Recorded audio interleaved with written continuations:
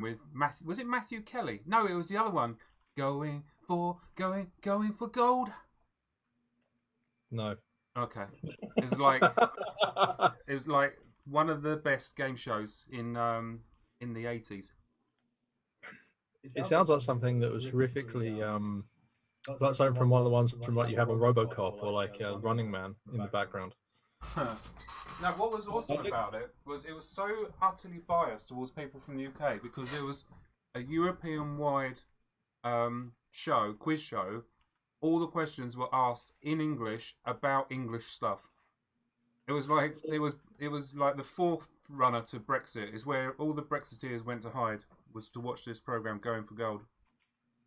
So it's a bit like when the Americans have the World Series, which involves only American teams. Right. Fair enough. I'm guessing hopefully someone in the comment can update us and tell us that whether we're actually live or not. We are live. We are live. Hello, everybody.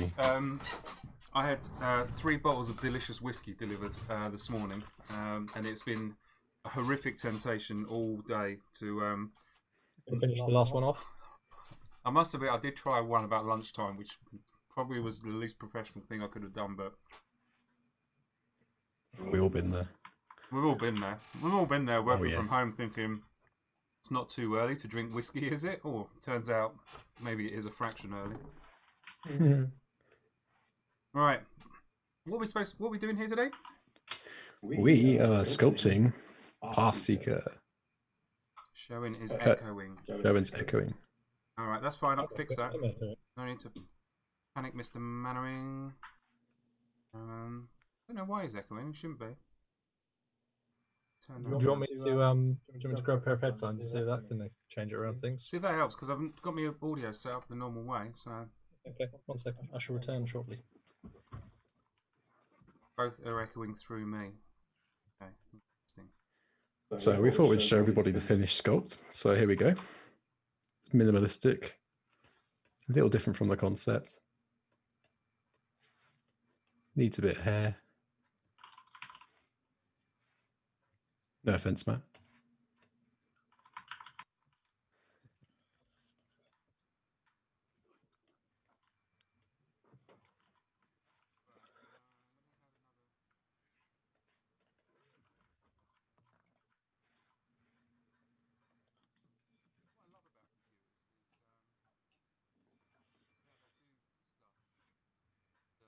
They didn't do the last time you switched them on, but now they appear to.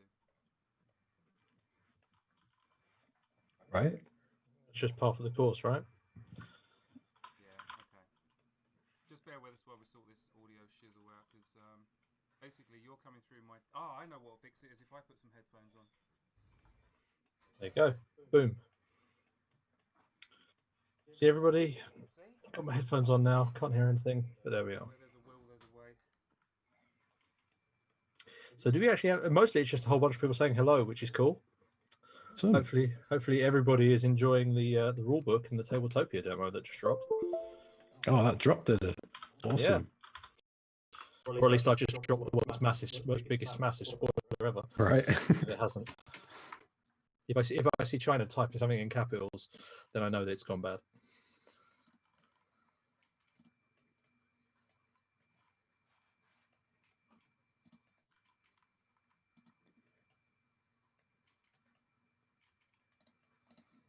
So, Pathseeker. Let's have a quick look at that while Matt takes care of that.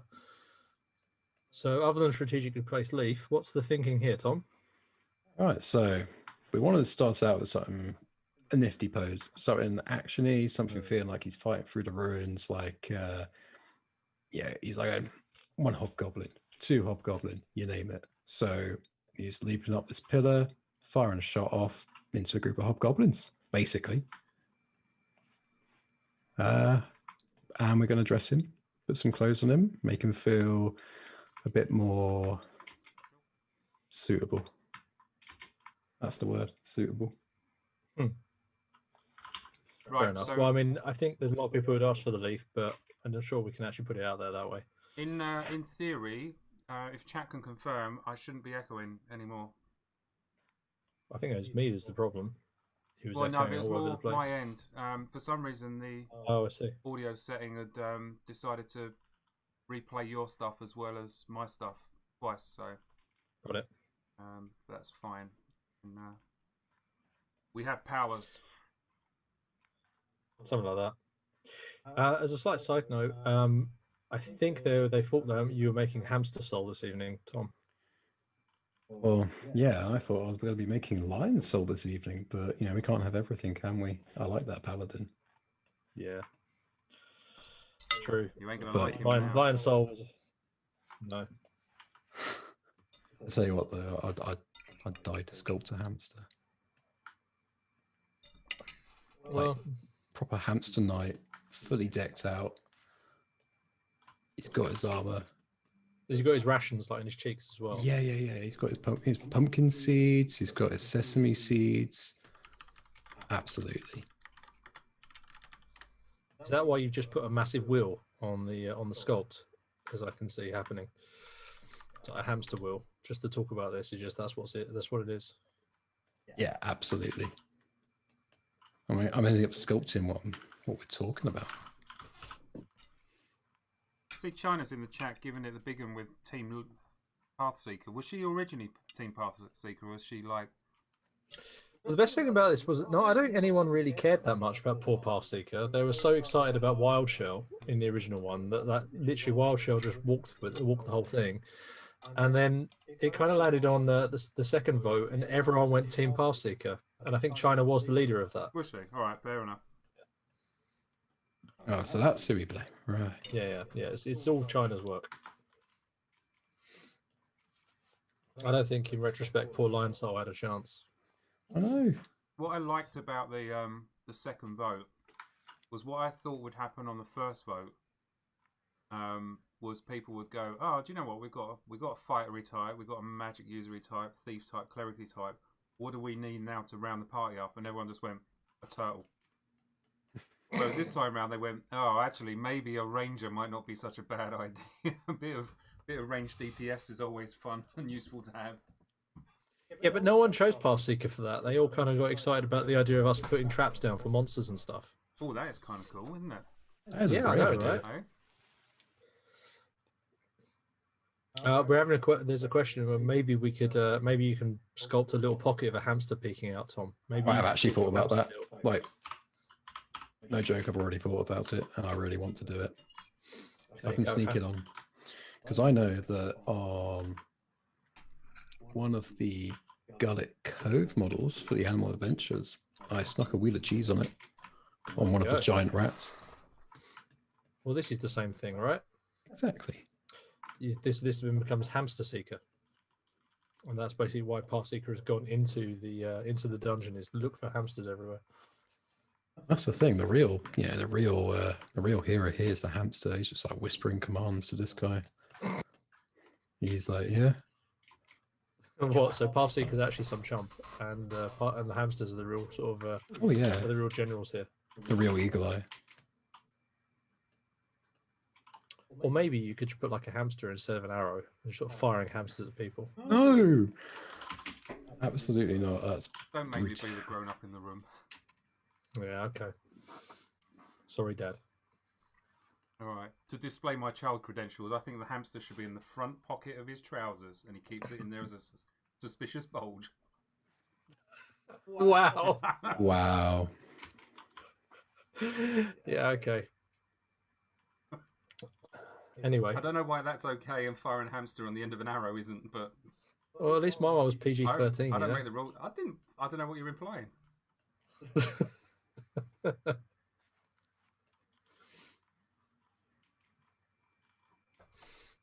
Anyway, so Tom, let's talk about the sculpture you're making, because that's the safest territory we can go to now after that. Yeah. So See, the our first step is going to be blocking in. Hamsters. Yeah. Oh no, this conversation will definitely go back to hamsters. So I won't even mention when he crawls around the back of your trousers.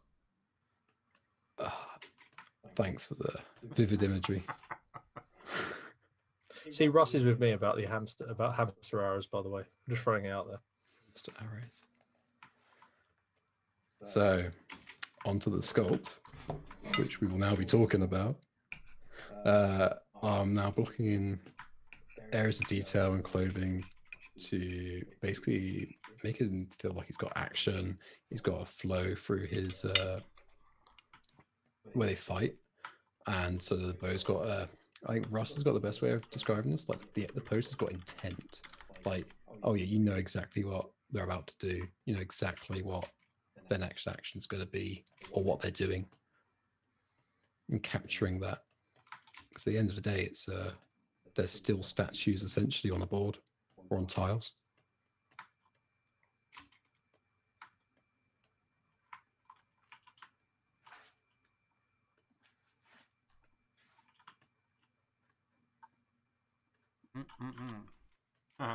Patrick's saying the dangers of drinking whiskey at lunchtime. My friend, the greater danger is not drinking at lunchtime. Yeah, if it helps. I don't think this isn't a sort of inebriated Matt sort of conversation. This is just how he is. Welcome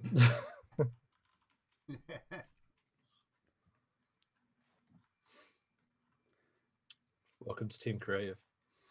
So we're very open to any like questions regarding like the sculpting process we use here, and like anything you might want to, any kind of features you might want to see on Pathseeker at all.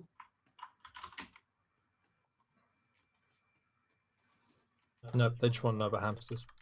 I want to know about hamsters, right? Figures.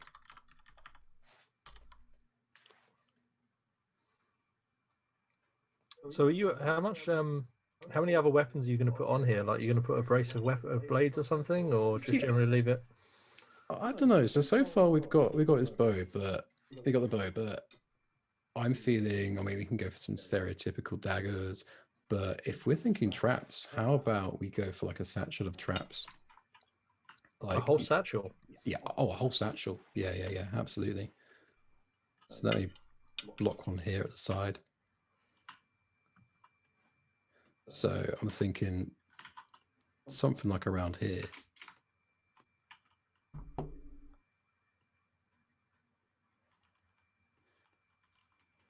Bag of traps and like maybe like smoke bombs, something to help maneuverability, something to help inspire like rule writing and like abilities and stuff. That's kind of cool. So we have some of our questions, which is, are you working off of a reference for the pose? Not really. Like when I go for posing, like I actually use this figure here. Very well used, but I generally sort of trawl around on that, see what poses feel good, and then try and translate that to like a miniature form, because you can have the coolest pose in the world and it's not going to translate well as a miniature. So when I'm sculpting, I'm not thinking about here, I'm thinking about here, like what the people see, when they purchase this figure, when they purchase the board game, what they see from a distance and say, oh yeah, that's that character. You're looking at the silhouette and the action, like you can go, oh yeah, that's Lightweaver, oh yeah, that's Stoneheart, like instantly being able to tell rather than go, oh, who's that? Who am I? What am I doing here? Stuff like that. Yeah, I think the silhouette is the most important thing that I've worked out watching you guys over the years. Like that's one of the things that stands out the most, which you'd be surprised it does, because most people sort of go straight to a model and start looking at kind of, the face or the clothing or the weapons or whatever. But the silhouette is just as important, if not as important, because that's one of the really distinctive things that sticks.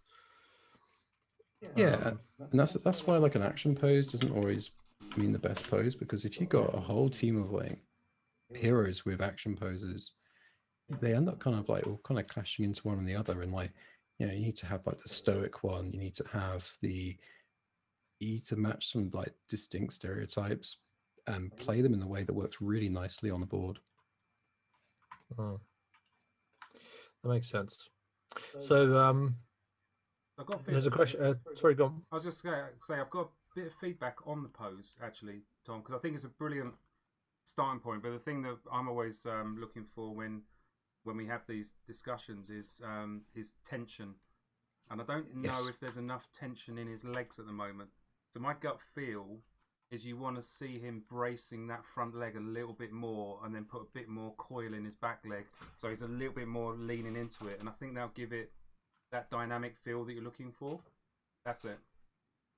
So absolutely, really push it. So he's really pulling that over that actually to bring that in. And what that does, so one of the things that you guys have just been chatting about while I've been scoffing me dinner is, quite rightly, silhouette is one of the most important things about a mini. But the other thing is a mini also works compositionally as well. So what you really want is you want your eye to be led around the miniature. So whether the way you had that knee beforehand is the body line went down, then it went out across the thigh, and then it dropped off of a cliff. Whereas when you're straightening it out, now you've actually got a lovely composition line that takes you all the way from his head down to his foot, or from his foot up to his head. So it's a lovely sort of compositional ski slope for you to sort of give yourself. It's an axis around which the model can revolve. Just my 2 cents. Oh no, it's great. Like, that's the exact kind of feedback which makes a model like this. Like, you're getting that tension is something that's really important to feel. And now I have a dilemma. Do I pass off Russ back channeling feedback as my own glorious idea, or do I give Russ credit? Yeah. He reckons what would be a cool idea. Maybe we'll put this up to the chat. What if his right leg was off the ground, as if he was leaping back, firing the shot, and we use the cloak to give ourselves an additional anchor point on the ground? Okay. Yeah, so, that's kind of something I had in mind from one of our other models you made, Salvo. It's kind of the thing that I had in mind. Sorry, I think more is his right leg. It's right leg. Okay. We'll see what the chat say. So we actually have a couple of other questions as well worth mentioning, just while we're having a look at that and playing around with it. Yeah. Which is it says working up the list. So so Kim Forcer wanted to know: is this a ZBrush standard mannequin, or did you start from scratch? No, I used we use a program called Design Doll, which is like a really basic mannequin program. Like, everything that comes out of it is ultra basic, and it just becomes the perfect palette to just go ham and mess around and really get what we want and get that feeling for the pose first. Fair enough. English teacher teeth back in showing. English teacher Jack wanted to know if Pathseeker is an elf. Do you have pointy ears underneath that hood? Is the question. I don't, but it's interesting you say that, because I noticed on Doug's artwork. What's that? Well, I don't know what the right way to describe it, but he's very inspired by Tanis Half-Elven from the Dragonlance novels. So read into that what you will in terms of his heritage.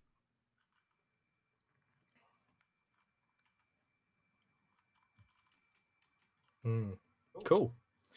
So we have a couple of things about the pose. The jumping back and firing could be amazing. Just make sure the hamster doesn't fall out of the pocket. And that feels like the important statement right away. And there's a few people, we can see his right leg hanging in the air as he's taking a shot before rolling backwards.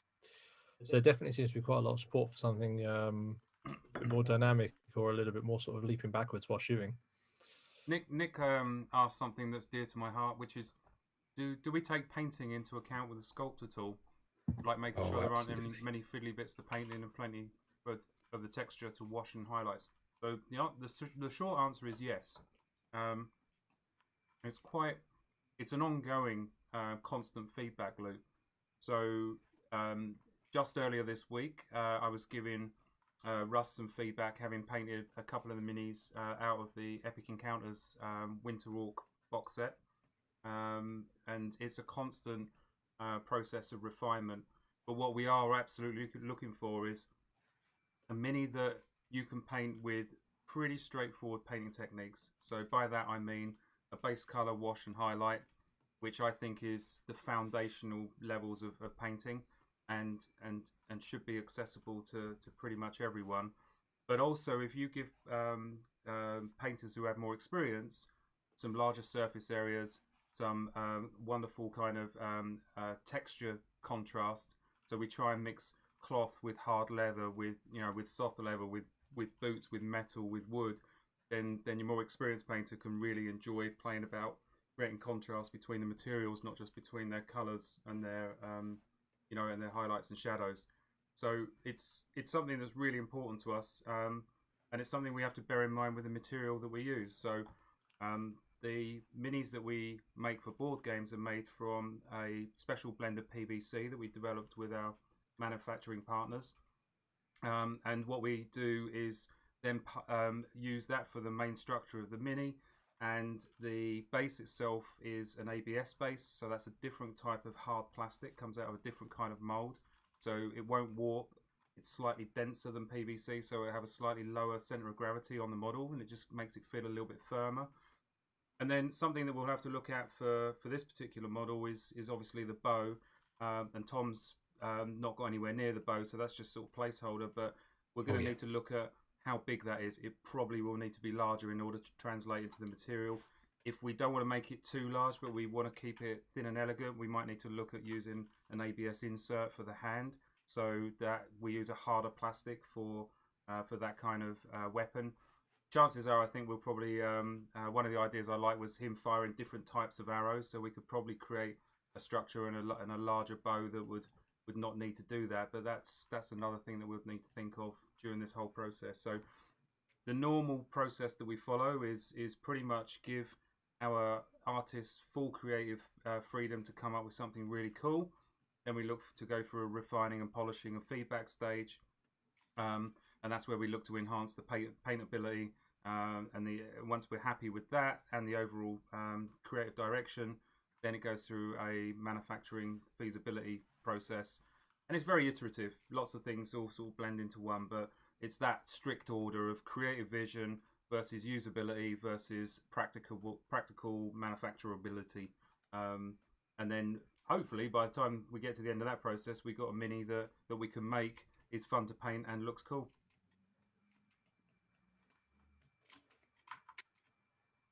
Yeah, absolutely. And the most important part of that process to me is like, it's that back and forth between the team. Like the sculpting team have this one ongoing call that we have every single day. We're in the same Discord chat and we are discussing, we are sharing ideas, we're developing, we're liaising with rules, we're liaising with production. We're trying to make sure we get the most out of every miniature that we make.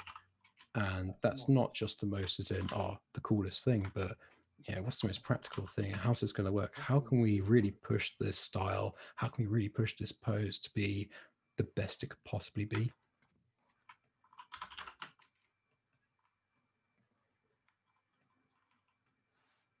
There was a neat idea in the chat about leaving the leaf somewhere on the base, so we remember where this absolutely. Yeah, that sort of stuff's really cool. I was going to mention that. The other one I was going to go with too is people are very, very curious about how this is going to transform into Skull Splitter.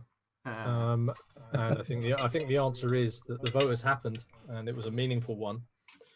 And unfortunately, I don't think we'll be seeing Skull Splitter. I don't know. We've all seen the Incredible Hulk. This is the Bruce Banner. Oh, is that how it works? Got it.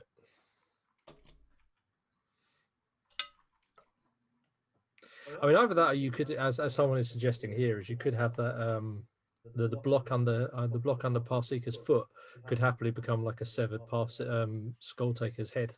Is the other option, but that's a little bit macabre, I think, for our quite otherwise friendly and lovely game. Okay, so that leaf is definitely going to be going on the floor.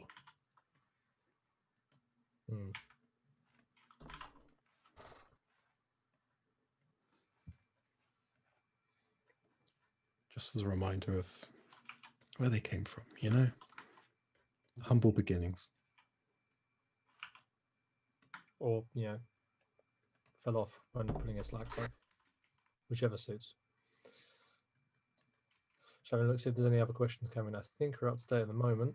But there's certainly an appreciation for your lovely shirt, Tom. Really? So what people may not realise is this is just what sort of shirt that Tom wears every day in our meetings and so on. He's not dressed up for the stream. He's just this flamboyant. Flamboyant Tom. Joe, and I'm 100% dressed up for this stream. 100%. Don't fool them.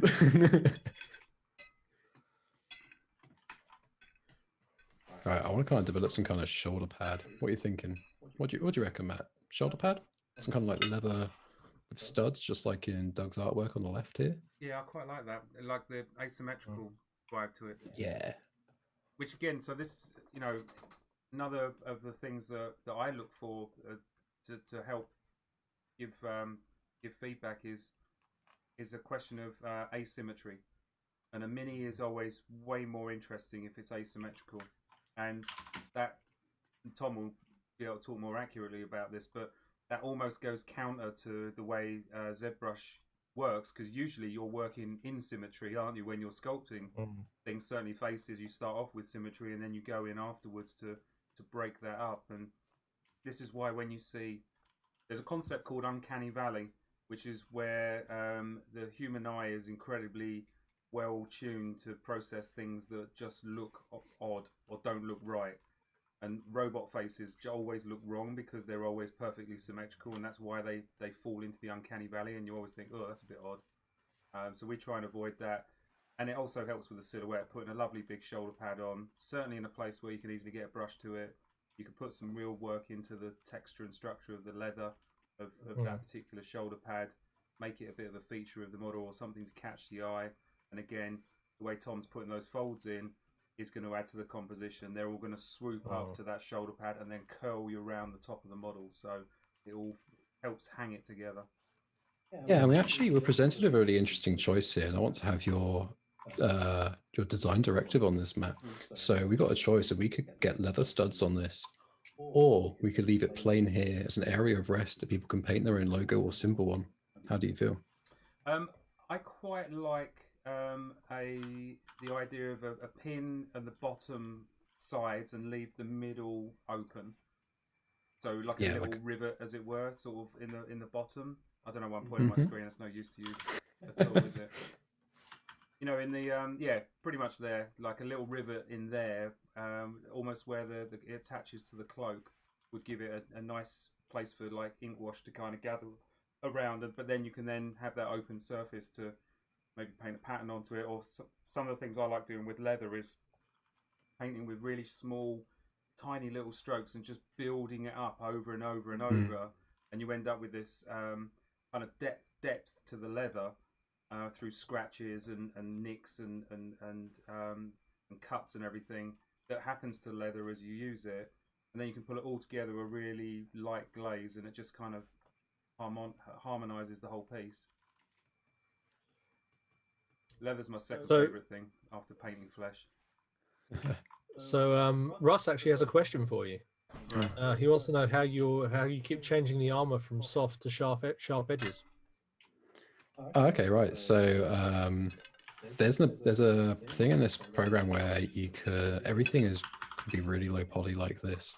And low poly basically means, for those who haven't used 3D programs, it's just low polygons. So you can see how each space is, each square, you can see each defined edge. And if I left that and we printed this or produced this, you're going to get all this really hard surface, looks like metal almost.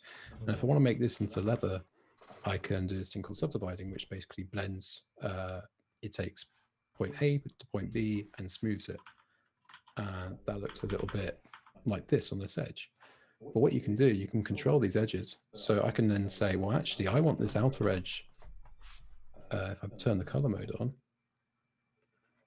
I want this outer edge to be sharper because I want the edge of the leather to feel more refined, more fresh, more like freshly cut. And I can then say, right, that line's going to be creased. So now when I subdivide it, you can see how that's now nice and sharp. And I can get that extra control of like, oh, how do I want this leather to look? How do I want it to feel?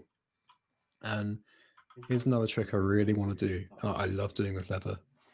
And it's something perfect for your ink washes. It's perfect for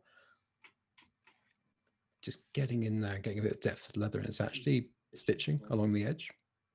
Nice. Well, that's really smart. In which case, we don't need the rivets. That's going to take a wash. But I need to attach the cloak, so maybe he's got a really nice brooch in the shape of the leaf. Yeah, that's really smart. That sort of thing really jumps out if you're using something like contrast paints or something else to kind of do this. Yeah. It's, He looks and I like think a this is. really I think this is. comfortable Chesterfield sofa on his arm. Yeah. So I think this kind of goes back to what we were talking about when we had the query of do we consider painting when you're sculpting models, and the answer is obviously a fairly emphatic yes based on this sort of conversation. It's definitely always a consideration. Always thinking about painting and what could be interesting for the character and what can enable. There's details you can put on here which are really obvious, such as we could put loads of big bolts on here to show that it's attached to the cloak, and we could put bolts all along here and spikes and gone ham on that. But we can also show areas of rest where actually let's leave it up to the customer to basically say, well, how do I want to paint this? How can I make this miniature my own? Because at the end of the day, all I'm seeing is grayscale.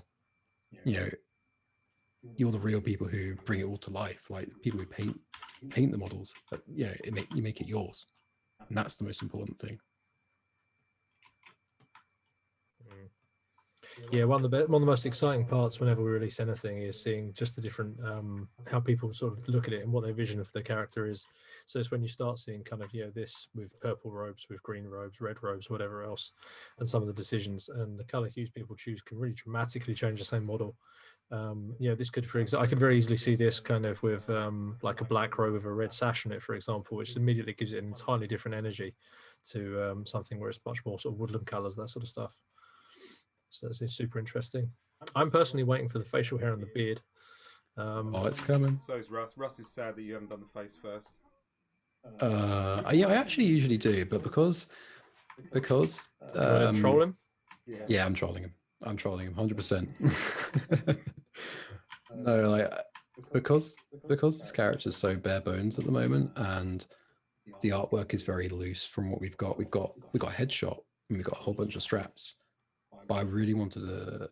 It's like all the feedback we had about the pose is like, I think it looks even better now because we get that cloak contacting with the base, meaning he's not going to fall over.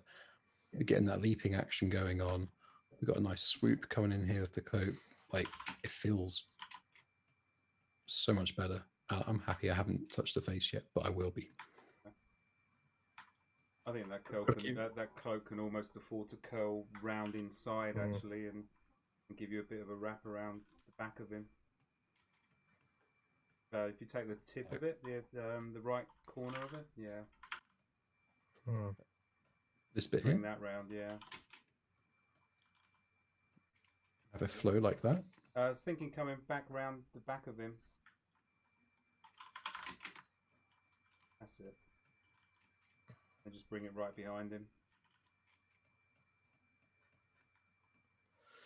So one thing is head in that direction.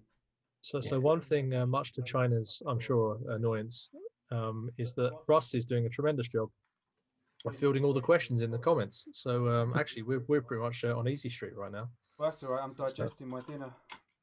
I tell you what, homemade chicken Kiev was delicious, and I'm glad I'm not kissing anyone tonight because strong. Yeah, I might have put too much garlic. Well, there's no such thing as too much garlic, but there is no such thing as too much garlic. It's when the two dogs have escaped from the shed and they just run off into the main back to the house. Yeah, we're gone. Tell you what would be badass when we get around to doing. We'll have to keep an eye on moulding, but just having him holding the bow at a funky angle. Yeah, So I always gangster style. Yeah, I know. I've been tempted. This was my original vision for the pose. The old moulding costs, but well, this is why I didn't want to mention it. I had very much the same sort of thing, but now the exciting part is happening right about now for us, which is belts and buckles, which will come afterwards. Because that's Rusty's forte. So just while we're waiting for him to get onto his belts and buckles, there was a comment that did mention something you mentioned, Tom, which was do we always work without concept art? And the answer is we'll work without concept art if we have to. We would obviously like concept art. Sometimes we don't always get it, and sometimes the model happens first and then the concept art comes afterwards. And absolutely. We're really lucky with Doug that Doug is so versatile and so Doug's our lead artist, and he is so embedded in with you guys in the sculpting team that it's almost impossible to identify where the split happens, as it were, isn't it? That he's working absolutely. with you guys, all day, It- every day. And it's great because in the sculpting team, we're not a sculpting team. At the end of the day, we're an art team, design team. Like every single sculptor on the team is in their own right a concept artist and designer, and that's the coolest part of the job. Is that I said it's like the other day we were discussing. Remember for sure we were discussing like right for Bardsung, what's something really cool we could fit in here? How about a cave shark? Yeah, and we're like, well, we had no concept art. You can't really find a cave shark anywhere else. So we're like, let's develop that. Let's make a concept for that. Let's really like crack it down. And I did a rough sculpt, passed off to Ben, and Ben did an absolutely amazing job finishing off. And like, I'd like to think he's gone down pretty well, that shark. So the shark is secretly the might be the moth of this campaign. Everyone loved the shark. Good. Everyone loved the shark. So we have a couple of questions.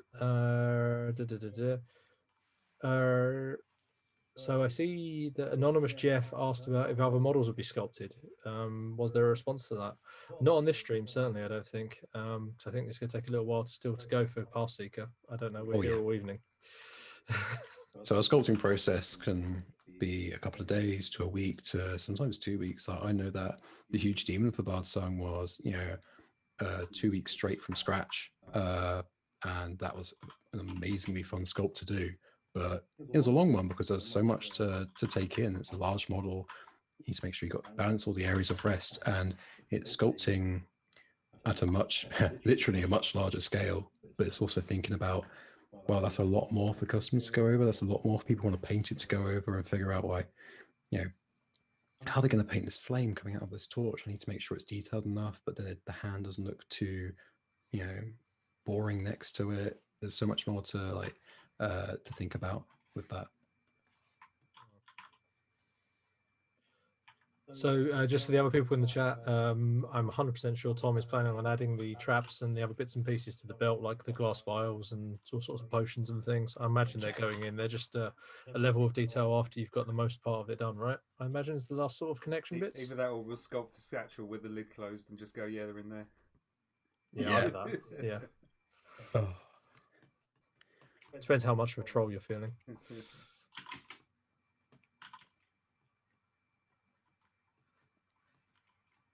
I like the shape on that. Yeah, we definitely have some shark appreciation going on right now. Good. You'll need one of those inside arm guards on his left arm, won't you? The mirrors. Absolutely. That thingy. Oh, Let's get the straps in first. And something interesting, you may not notice, but on a lot of miniatures, not just our miniatures, but you'll see that almost every miniature out there has some kind of gauntlet, has some kind of wrist strap, has some kind of something on their wrists. And it's always to try and thicken up a weak contact point, which is, it's just the nature of all kind of materials used for miniatures. And it's so, you'll see that it's, once you see it, you can't unsee it, put it that way.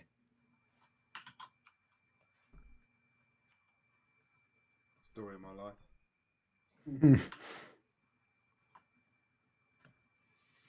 I think people were saying that about Glaze Strider in a slightly related sculpting conversation.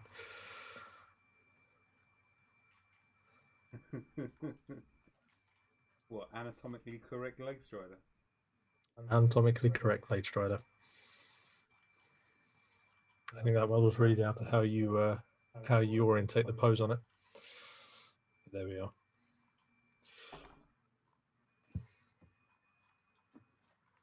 What fun and games we got tomorrow? We put the rulebook out tonight, didn't we?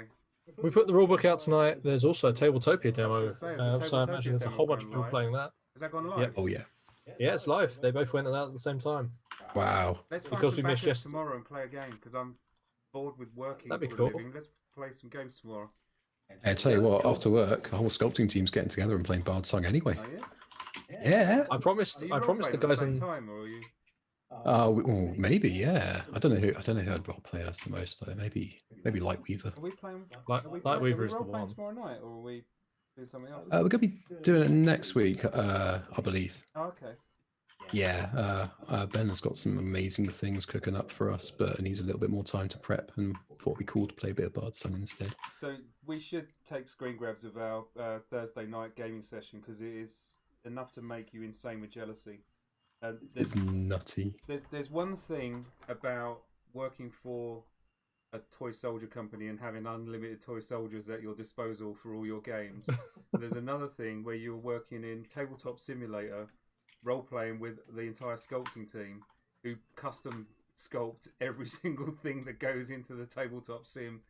So we're all fighting on this rocky outcropping with a necrotic kind of summoning circle and this massive necro beast stomping up the hill, and it was there in full 3D. Oh dear, so good. A little extra, but we love it. And Yeah. that's props to Ben. Like, he's absolute magician when it comes down to RPing and DMing, and it's great because like the whole team's got everyone's got like a special notch in their belt to bring to everything, and it's just so cool. Let's have a quick look. So there is definitely a call for. I'm not sure. The hedge hamster seems to think that Glade Strider needs a leaf too. He needs a big leaf. A very, very big leaf. Maybe the lower horse half might need a leaf. Yeah. Yeah. I'm just glad Doug isn't in the chat because God knows what he'll be suggesting we put on this. Yeah. Doug is a terrifying, wonderfully talented but terrifying man. He does have some. Rings. He has some motifs that he likes to include in his stuff. Yeah. Yeah, some of the concept art we get is terrifying. In the best of ways, I must add, in the best of ways. Yeah. Apparently, Lucid Jake has said, guys, I've just tried to pull this pose and it's impossible to hold without falling over. Just rolling that out there. Pixar, it didn't happen. Yeah. The beauty of this, in all seriousness, Jake, is this pose is a snapshot in a action sequence. So yes, impossible to hold this pose, but it's possible to reach this pose for a fleeting moment of time as you're doing something cool. Yeah. Like the pose. Yeah, think of it as almost like. I was about to say, think of it as bullet time. It's that sort of thing. It's kind of like a fantasy version of the Matrix. We really are all stars tonight. We have a Richard Loxham in the house. Loxham in the house. Who's he?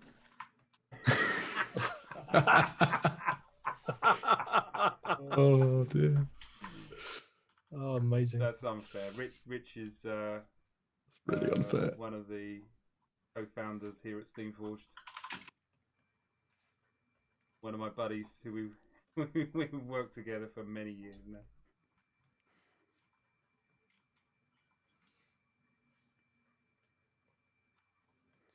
Right, Russ is going to get his wishes. I'm going to be working on the face now. The face needs a bit of loving. Again, a lot of Uncanny Valley in this one. Alright, so this is weird. So Holly is now in the chat. Is she literally in the same room as you? No, she's in the other room. Oh, okay.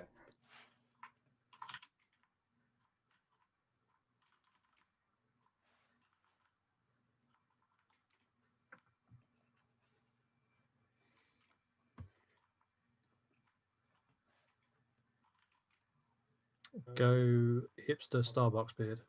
So I'm going to talk through what you're doing, Tom, and you can then fill in and tell me where I'm wrong. But right now, you've got an additive brush, and what you're doing, not now, but you were putting more clay onto the model effectively to give yourself a little bit more volume. And then you went to a cutting brush where you were starting to cut the shapes, right? Exactly, and my whole process of sculpting faces revolves around these two brushes of adding forms and cutting shapes. That's pretty much sculpting in a nutshell, to be honest. I'm trying to make this. I'm trying to make the face feel readable, but not too goofy. Trying to get some of this smirky feel in Doug's art. They feel really cheeky. And like, huh, I got this kill. Feel secured.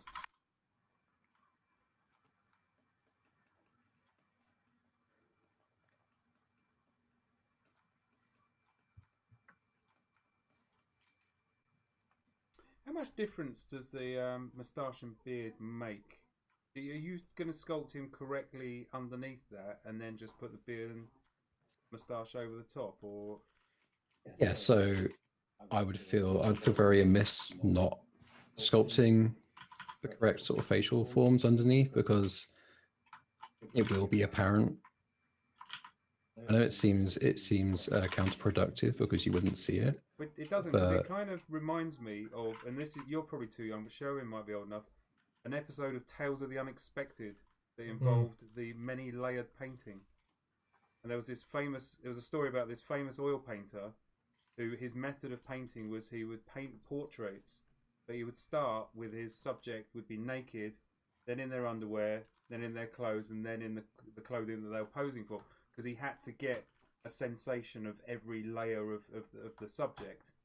And then he painted, I can't even remember, it was so long ago, but he painted someone really famous or really important, and that portrait then got stolen, and then they basically used rubbing alcohol to rub it back to a scandalous naked picture of this whoever the portrait was of. That was that was entertainment in the early 80s. Like, you don't believe me, do you? That was a TV show. No, I remember that's Tom's face is like, what is going on? Well, like Matt's been out the whiskey already. I mean, I don't know what he's all about. it's just this is a thing. That's how television used to be. I'm enjoying what's going on with the facial hair though in the moment. Yeah, so it's a bit like the opposite of shaving. Yeah, exactly. So the way I'm adding this facial hair is, it looks like I'm painting it on, but I'm actually masking the surface area. And what that means is I'll be able to extract it and be able to work on it as a separate mesh, meaning that I'll have a lot more control. I mean, a lot of our methods revolve around something we call non-destructive workflows, which means that we can go back and edit and make changes. So that's a really important part of our workflow, because when we get feedback, we can't go, oh, actually, I got to resculpt this whole thing because I sculpted this beard on, instead of having it as a separate object. Like a widow's peak kind of guy to me. I was sort of enjoying the face paint vibe I was getting from that, but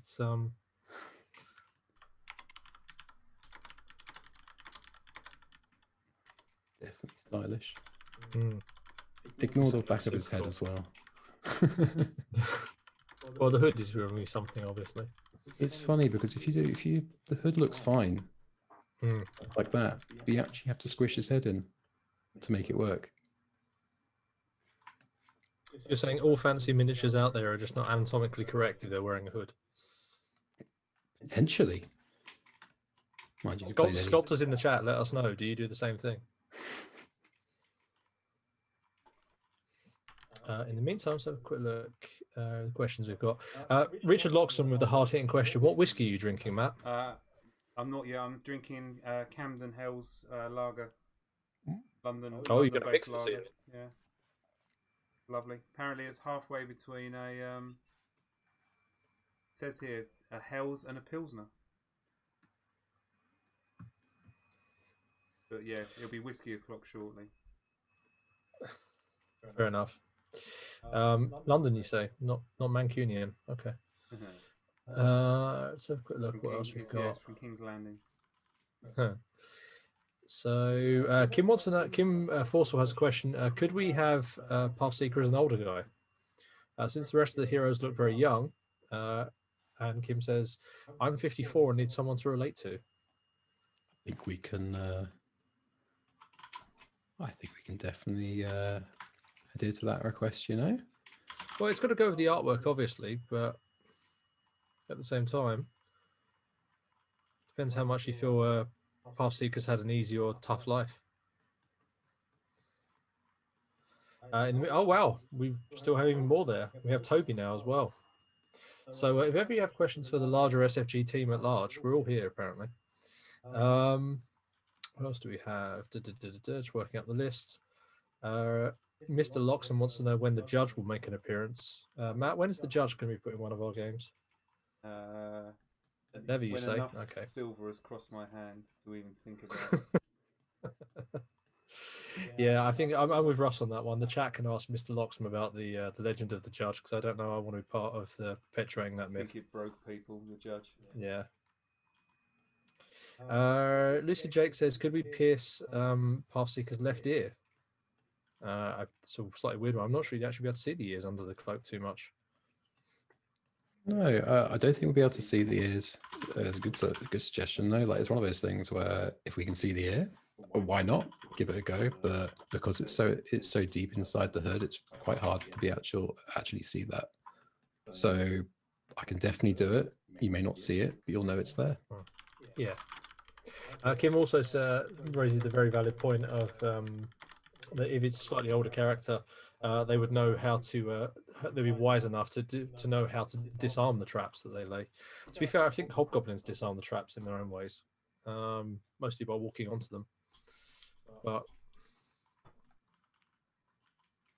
I'm enjoying the Shakespearean vibe for this character right now. It's got a touch of a thesp on him, hasn't he? Mm. Is that just our natural response to a goatee? Yeah, that's what it is. It's the stereotypical British reaction. So what else is happening tomorrow? So we've unlocked the rule book and so rule book and so we did yesterday and today's all at once. So we had the rule book and Tabletopia. What's our current stretch goal that we're working towards? Currently we are working towards Scourge, the Hobgoblin mini boss with the 2 axes. Scourge. That mohawk though. With the mohawk made of steel that they used to headbutt people with, which is a bit grim. Tell you what, that description is amazing. I love his description. It's so good. I mean, what's better than mohawk? A weaponized mohawk. Yeah, basically, it's the one that the kid from Cobra Kai wishes he had. So other dojos are available. Not the best choices, but still. Anyway, so that's happening. It depends, obviously, in terms of other stuff. Depends on when the unlocks get to. I think our next one after that, and I don't know, I want to drop a spoiler too much, but certainly involves a massive axe if we get that a little bit further. What? Shorter gentleman with a large axe and a huge beard. Cool. Which is cool if we get that far. I've got a bigger spoiler than that. Well, that's true. I'm not even going to try and compete with you on spoilers because that just feels like a losing game. I think I've got enough bandwidth tomorrow for us to have another look at Tabletopia, the other module. Oh, the other module. That's super cool. Yeah, okay. Cool. And then we'll talk nicely to. Oh no, Russ is on hold, isn't he? We'll find a way of recording it and getting it out. Yeah. Well, Russ is on holiday, but he's also in the chat now, so you could just ask him live. That was my passive-aggressive way of asking him. Oh, I see. Yeah, there you go. He's responding. He's obviously been working with you for long enough to understand how the system works. Yeah, he knows it. Yeah.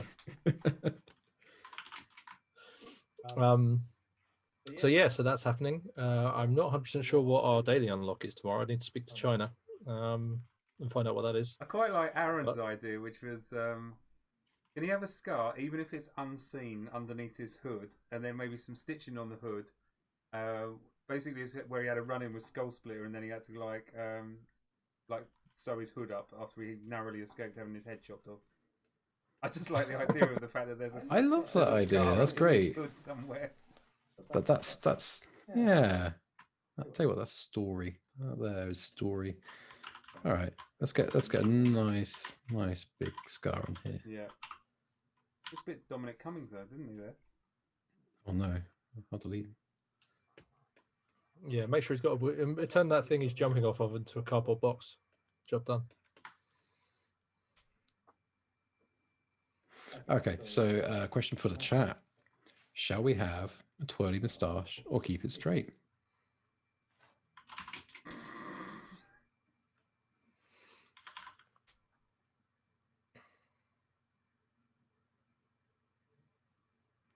Well, results are coming in, I'm sure. Let's have a quick look. China's very impressed with the cheekbones, by the way.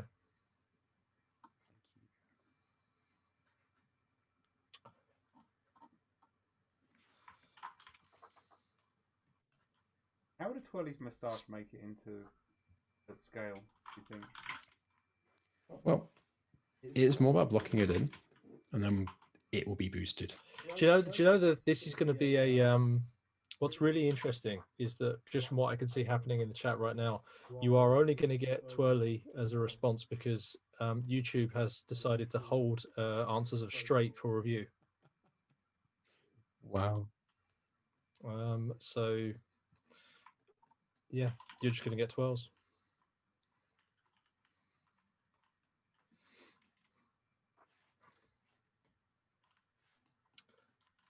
Russ has suggested perhaps we should go for a more hawkish nose, like a young Liam Neeson.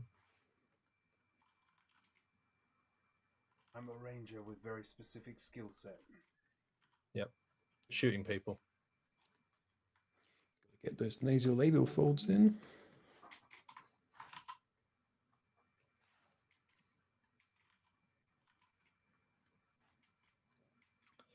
You know, actually, I think after some work from the mods, straight answers are coming through, and I think a lot of people are saying straight.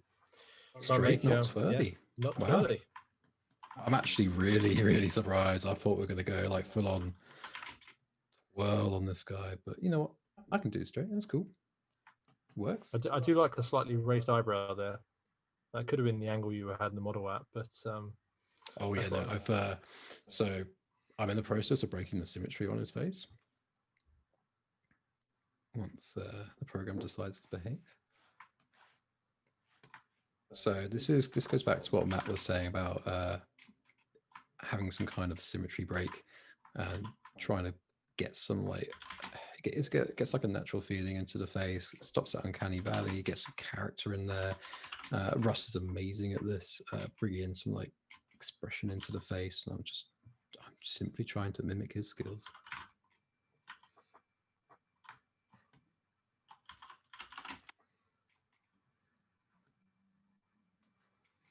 So Nick suggests that this model could look a little bit more unkempt. I think it feels like Pathseeker should look like they live in a bush, which I can see. Cool to see where you come from for a ranger. Absolutely. I'm just gonna get that. But I think we were saving the slightly more ragged cloak look for the other model that shall not be named for the moment. Oh, that one. Yeah, that one. I like that one. I can't wait for that. Yeah, I'm looking forward to that one. You've seen it. Is it as cool as what we originally discussed, or? Very. Fair enough. Without spoiling anything, of course, for the lovely Yeah, people and actually saying sentences that mean nothing to anybody, but there we are. So let's go back to the model, in which case. Also, the chances of Tom going, nah, didn't like it. Yeah, Tom just binned it off. Whatever. Yeah, screw the warden. I'm throwing it away. Done with it.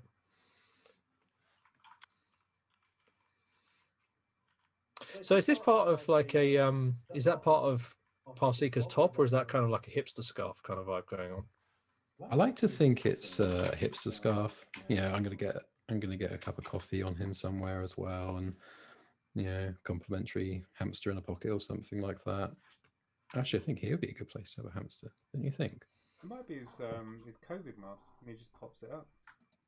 He goes inside a shop. True. You know what we reconverted one of our zombies. Wow, we reconverted one of our zombies. We accidentally did the most 2020 zombie for Resident Evil ever. We reconverted a lab zombie into like a pedestrian one, and then one of the files that we fired over, somewhere along the way, one of the layers stayed on, so the actual lab mask is still attached to its chest. Amazing. And then basically and Capcom looked at it and went, actually, we really like that. So now we actually have a zombie that's got a face mask. That's awesome. Which is just astonishing. Couldn't have tried that better. We couldn't have done that better if we tried. There you go, Russ. You've got your belt buckle. More buckles. More buckles. Need to make that bigger buckle. And more belts. I think we need more belts. So we got the main belt, keeping his shoulder pad on. So that loops around underneath and connects up here. Then that connects to his cape at the back. I love the idea of bringing this cape a little further down his arm as well. I want it to be, you know, less superhero and more capable.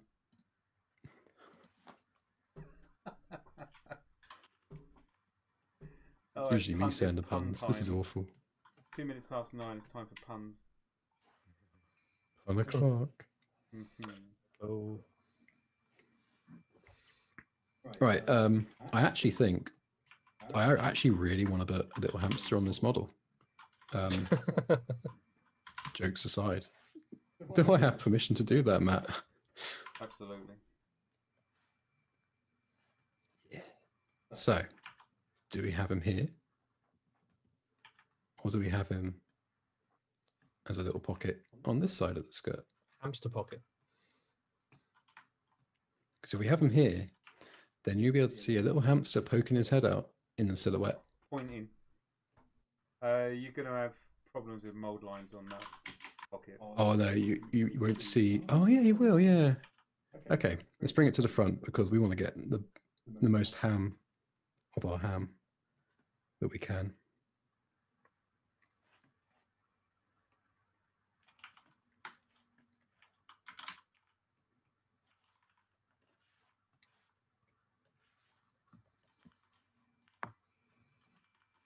Nick's saying stick the hamster in with the traps.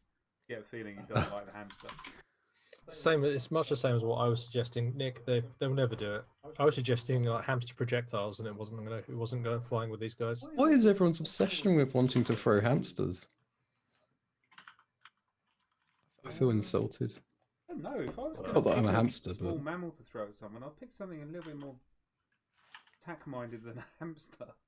Like a porcupine. That being said, have you ever been bitten by a hamster? yeah, I have. Well, me and Holly owned a hamster the other year, a few years ago, and he was absolutely gorgeous. And then he bit you, and then you really knew it. As a point that's perhaps a touch more or less hamster related. We need a quiver of arrows, or otherwise Pathseeker has kind of got one shot and they're done. He's kind of shooting the air, isn't he? Right, so I have a love-hate relationship with quivers of arrows because I think they can be an absolute pain to get the detail looking right and also be thick enough to be able to stand on their own. So my feeling is that we're going to get a quiver of arrows in the small of his back. I don't mind cheating. What's that? Well, I know what you're going to do, which is going to be really cool. Or we cheat and we just say, let's give him a bow, a bit like Ranger off the D&D cartoon back in the day. Where just kind of full fires it and just arrows keep appearing. It's just an energy arrow. Yeah. So this is like if the Ranger from D&D grew up. Yeah. Tom's idea and is also wicked, dyed get their a hair. lovely sense of volume underneath the cloak, and we can build some really nice tension in around it. You can properly emphasize the fact that there's definitely something over there. We can get the cloak so it folds around. Russ is right. He only needs one arrow. That's the certain set. That's the certain set of skills there. That's the certain set of skills that Pathseeker has. It's to be able to make one arrow last for every single enemy they want to kill. Amazing. So well, maybe they're a bit will be played by Liam Neeson in Bardsung the movie. Bardsung the movie. Don't scoff. That's a real thing. Hopefully someday. It depends whether we make this Bardsung the movie or another Bardsung the movie. I'm with Team Kim. Kim's saying no hamster for him. This is part of the reason why we put it on the front, Kim, is so we can slip it off with a scalpel and no one will know. Exactly. Like if it's somewhere obvious, but I'll give it a bit of love.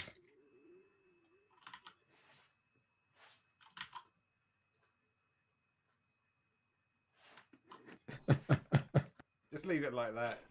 Finished. You gotta get little ears in. Oh, come on, ZBrush. It's like a Studio Ghibli approach to like a Russ small. is saying Bardsung the movie is a hell of a daily announcement. Surprise marketing. Yeah, that's a thing. This is why we're never going to be allowed to do another stream ever again. I seem to say it every time, and we're still we here. keep trying, but they keep making us do it. Well, this is the thing about giving you the passwords. It's a little bit like giving you the codes for the nukes. It's done now. Right. This hamster's definitely work in progress. I think we need to focus on the arrows. You think? So what did you do on your stream? Mostly sat there painting a sculpting a hamster. Suddenly realised I hadn't practiced sculpting hamsters for a long time and forgot what they look like. So I ended up doing half a tennis ball with a couple of eyes dotted on it.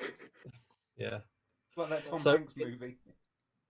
In other news, and I say this with all sincerity, the best comment of the night has been stolen. Bearing in mind, I just said it looks a little bit like a Studio Ghibli creature in his pocket. The answer is Studio Giblin. Studio Giblin. Studio Giblin. Well done, Ben. Beautiful. Well done. Thoroughly impressed with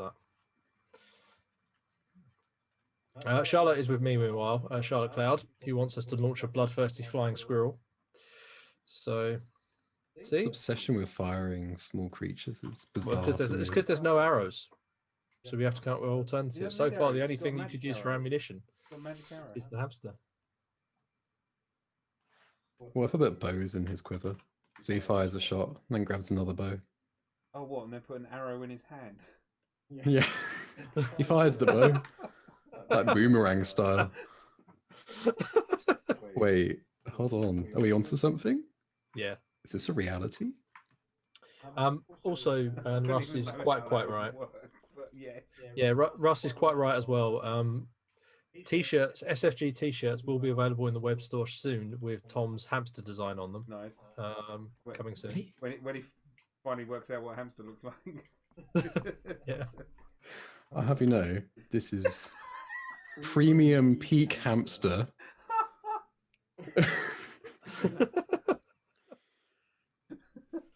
We really have gone through the full spectrum of creatures in this Kickstarter so far.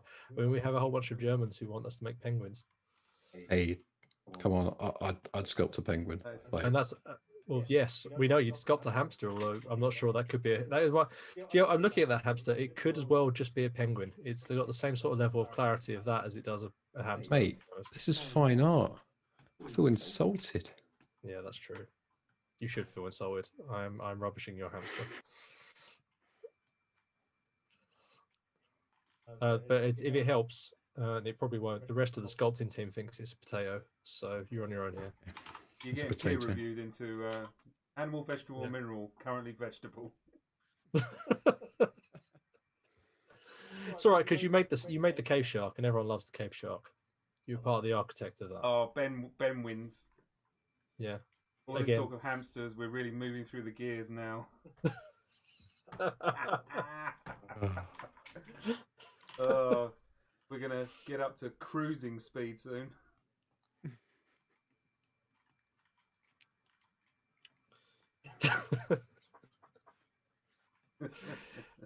This is not where I expected this stream to go, but I'm hoping we're entertaining. Right. Oh no, it looks like we've lost viewers. No, I'm joking. I think we're actually people are tuning in for this. They're enjoying the hamster discussion.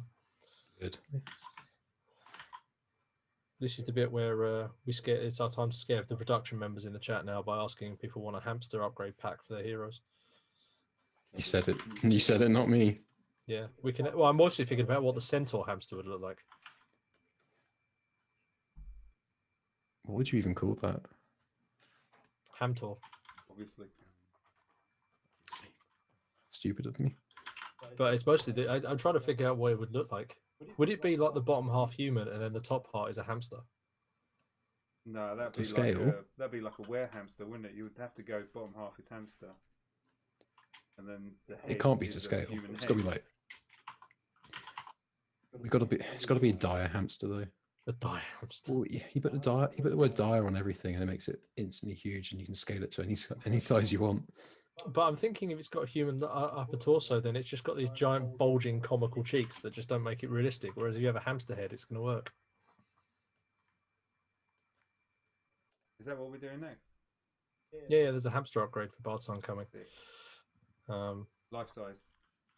Yeah. You can tell game trays. I'll tell game trays. Also, the game tray has got to be for authenticity. It's going to have a big hamster wheel inside it that you just select your hero. That spins around a bit like a roulette wheel. It's funny you say life size, but the demon's probably bigger than a hamster.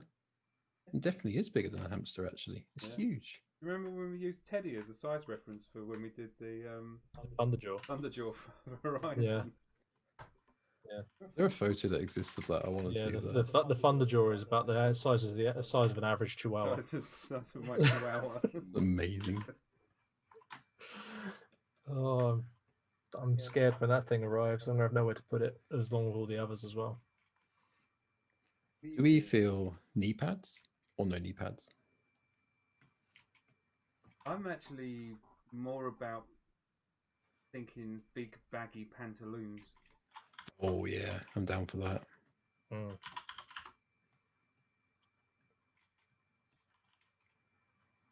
Especially because you could paint them with fleur-de-lis on them and make them look like big pajamas. What about the big ones that really puff out with that go into the boots? Sort of really running with that Shakespearean vibe going on. I like it, you know.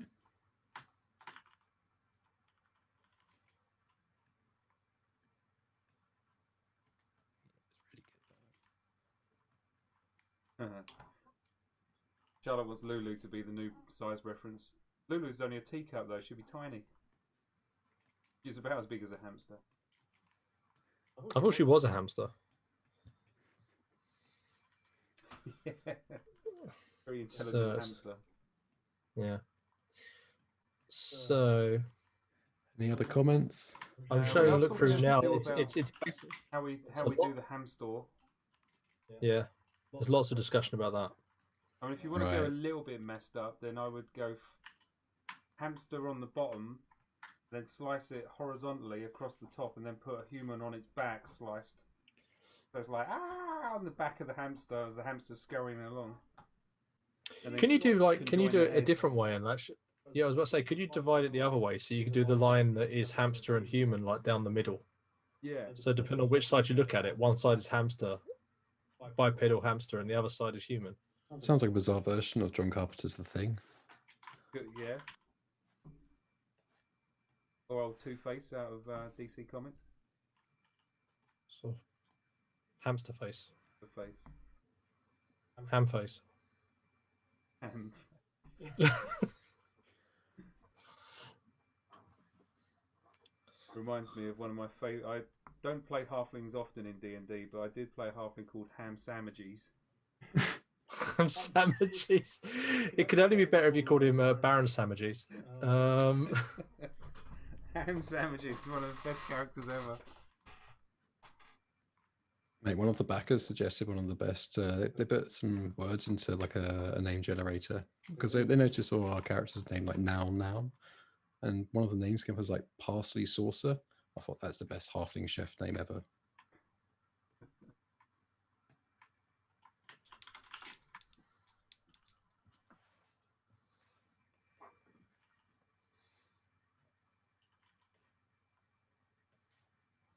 Adam's mentioned him with Abrahamster Lincoln.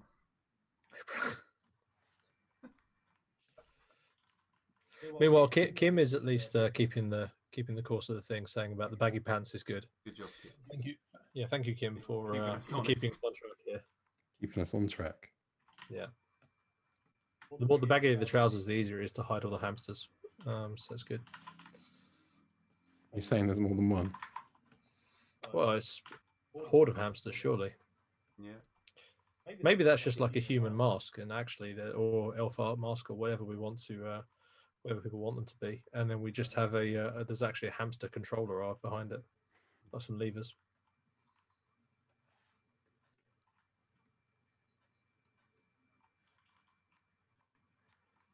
those nicks.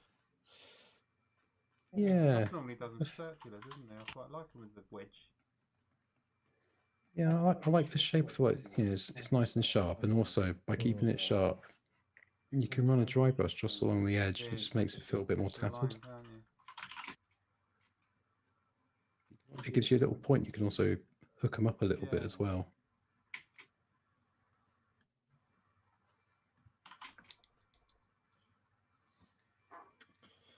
So let's have a quick look. Russ had a D&D character called Warlock Holmes, who was a halfling detective. Amazing. Yes.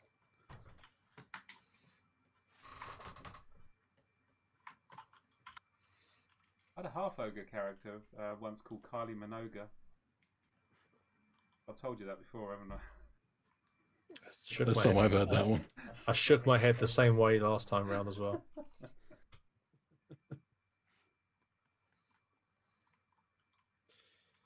I had a series of D&D characters once that a vindictive DM killed, but that was you. Did I? Yeah, I've done more for the extinction of the of dragons and their kin. I remember the one with the shadows. Yeah, the shadow got knifed to death, and then there was poor Shindao as well. He was the paladin, if you remember, who got eaten by the giant crab on the ship. Oh yeah, that's true.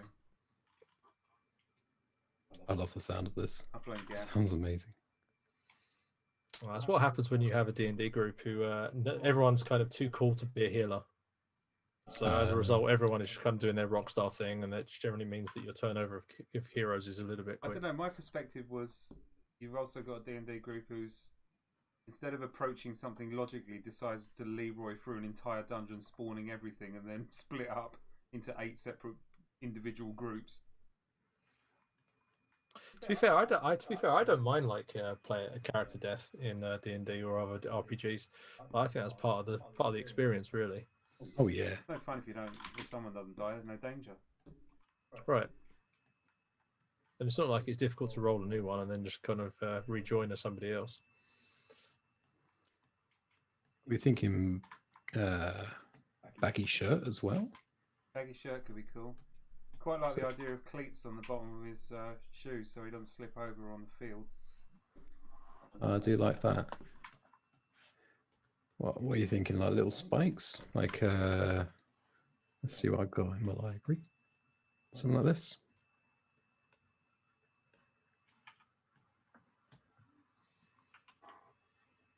Like a few rows of this. Yeah. Just something that can catch an ink wash and a little bit of a dry brush. Yeah, perhaps when you're looking at the bag of tricks and stuff from Caltrops would be kind of cool. Oh yeah. Oh, I like Caltrops. He can make zones kind of. Yeah. Yeah, that's cool. See, this is the bit where we start talking serious works. But I mean, that's a great combo there. So Dawn Guard pushes an enemy into a zone that Pathseeker's already prepped for Caltrops. Nice. Awesome. I like the way you say this is where the serious work starts. This is literally every meeting ever. That's fair. That's fair. I was trying to make us sound considerably more professional than the reality occasionally is. But then this is kind of the thing about making toy soldiers, right? And having fun with making things like Bardsung. I think if you're not having fun, then how can you be expecting to inject fun into what you're doing? Oh yeah, absolutely. Very true. It's all part of the creative process. So we have a couple of questions. So circular nicks on the cape would be good, from Kim. Obviously, we talked about that. I think we covered that a little bit earlier. Lucid Jake suggests a small patch on the cape. Oh yeah, definitely doable. I think I might end up remaking this cape because it's starting to get a bit wibbly wobbly, and I do not like wibbly wobbly capes because it starts feeling less like fabric and more like chewing gum, and those are the kind of shapes you don't want. Could you put holes in it, or does that create a bit of a sculpting? A bit of a production nightmare? It's an interesting one. So we can put holes in it at certain points, and we can suggest holes, sort of fake holes. For example, say I could do something like this, So it's deep enough that ink wash will catch it. It'll look like a rip, but it's not actually going through. It's not impacting the feasibility of the model or in any kind of way. But then there are ways I can actually put holes. We can probably get away with definitely having like a hole somewhere like here. But there's a process you need to go through to properly make that hole Right. The other part of the trouble mesh. as well is when you put a hole in a cape, what you'll see Tom's done is with the hole that he's just shown you there, that cape is actually really thick. But he's been cheating and making the edges of the cape feel thinner, so the overall cape feels thinner, but the volume of the cape stays thick, and therefore the model keeps its rigidity. And so if you put a hole through the cape, then it'll spoil the illusion. There's an interesting point for Kim, and if you're sorry, if you're about to do the same thing as I had him. I was about to mention Matt. I'm not sure if you saw the same comment. If you are rebuilding the cape, Kim suggests maybe it'd be cool if both the feet were off the ground and the only part is the cape that's actually touching as the anchor point. That is cool. That is cool. Yeah, just tuck that up underneath his other one. Yeah. Yeah. That definitely works. So there's a way we could try that very easily once this program does its thing. Quite like the idea. I'm just trying to think where I've seen this before, but like almost like a troubadour's kind of cape, where he's got like sort of diamond patches down his cape, but he's kind of got them almost like a scale pattern. But you can imagine him using them as part camouflage kind of thing. Also, often repairing his cape. It's all different colours and shades of greens and greys, helping fade into the darkness. How do we feel about that? I think it will come alive if you rotate the foot inwards by about 25-30 degrees. Maybe just tip the toe over just a bit more.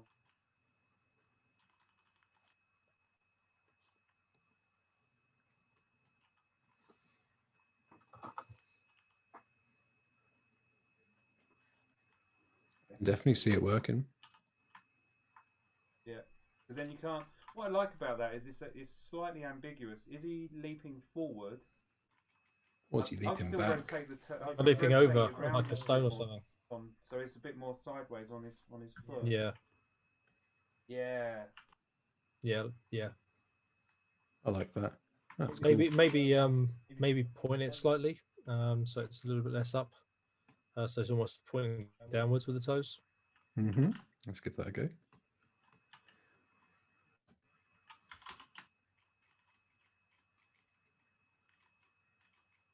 This is why we try and keep things as non-destructive as possible, so we can go ahead, like, say I'm almost done on this model and Matt goes, actually, can we do this pose? It's not as much of an issue. The only other thing that I'll make sure that is his actual left foot, because that looks like it angled slightly in. Is a little bit. All right, cool. Yeah. Definitely needs to do some tweaks to get this one working, but I do love that idea for the pose. You might need to, you know, the top of fold of his pantaloons. You might need to just bring that in to help sell the illusion that his knees just rotated in a little bit. Yeah, yeah. That's super cool. Yeah, like that. Let's get those cleats on the other one, like he's, you know, you can stomp down as well. That'd be cool. That's badass.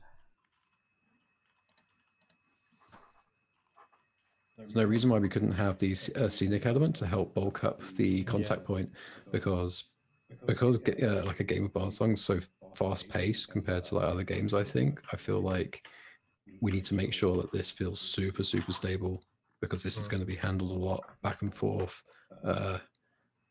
moving between the tiles and the zones, that we need to make sure that it can withstand a lot of contact.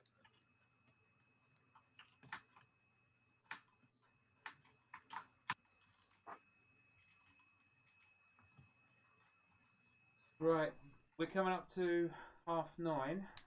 Yeah. I mean, I'm really happy. Any last questions or requests before we think about pulling the curtain down?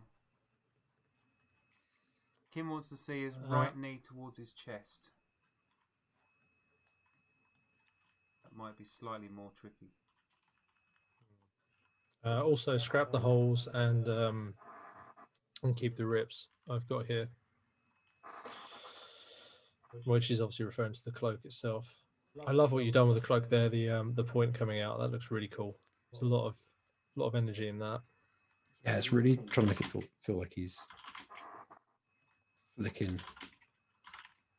He's going. I mean, we could even rip the cloak a bit here and have some kind of secondary motion. Yeah, quite like that. Something like that. Yeah.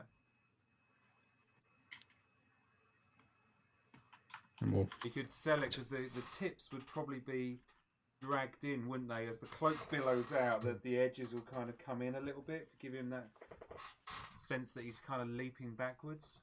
Whereas if he was leaping forwards, they'll be flared outwards and wrapping round like a manta ray kind of thing. Whereas if he's leaping backwards, then they're going to kind of go in.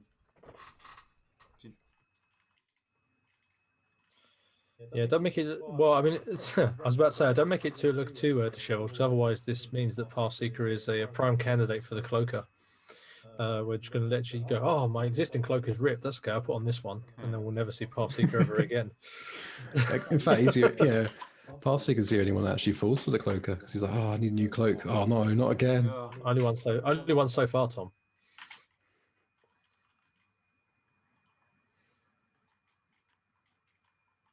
I think it might be a stretch too far to get those knees up and change it around for this one, but we'll have a little look at that offline. Yeah, and see how it's worth mentioning. There's a few bits and pieces. Obviously, we'll need to keep going. This is the start of the model versus the end of it. So yeah, I mean, bearing in mind this model, we started this model today, and these models go for about a week of approvals and like iterations. So what you see here obviously won't be the final thing, but it's a very good indication of the kind of feel we want for the character, and that's the important thing to take away from this guy. Yeah. That being said, if I get my 3D printer out of his box and set up in my new office, and you finish him off, then maybe we can try and print him out and do another stream where we paint him. Oh yeah. Fun, couldn't it? Cool, right. I am going to pull the shutter down. Thanks ever so much for joining us, everyone. Hope you found this interesting to sort of see how much fun we have doing our jobs, and expect many more of these things, because when it's our own IP, we can do whatever the heck we want, and we love doing this sort of stuff and sharing the process with everyone. So watch this space. We'll catch you in the comments tomorrow. Good stuff. Thank you so much for joining.